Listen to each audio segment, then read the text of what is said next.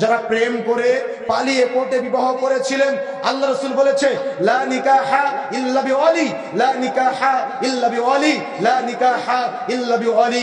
উলিসরা বিবাহ বাতিল, উলিসরা বিবাহ বাতিল, উলিসরা বিবাহ বাতিল।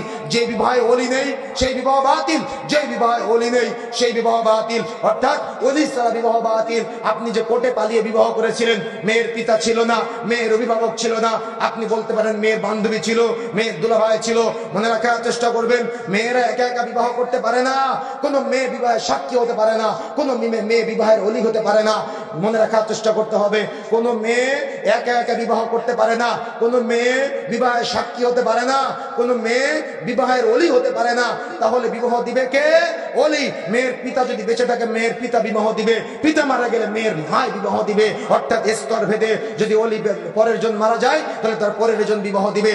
যদি ওলি না থাকে তাহলে সেই বিবাহ বাতিল, কোর্টের বিবাহ বাতিল। যারা পালিয়ে বিবাহ করেছিলেন, মেয়ের পিতা উপস্থিত ছিল না, মেয়ের মা ছিল, মেয়ের বোন ছিল, এই বিবাহ বাতিল, এই বিবাহ চলবে না। সংসার যারা করতেছেন, জেনার গুনাহ হচ্ছে, সতর্ক হতে হবে, সাবধান হতে হবে। পুনরায় আজকে বক্তব্য শোনার পরে আগামীকাল সকালে আপনি নতুন করে মেয়ের পিতাকে ডেকে নিয়ে এসে বিবাহ করে নেওয়ার চেষ্টা করবেন। লজ্জা করতেছে, দুইটা ছেলে হয়েছে, একটা মেয়ে হয়েছে, এখন হয়তো বুঝতেছেন যে আপনার বিবাহ বাতিল।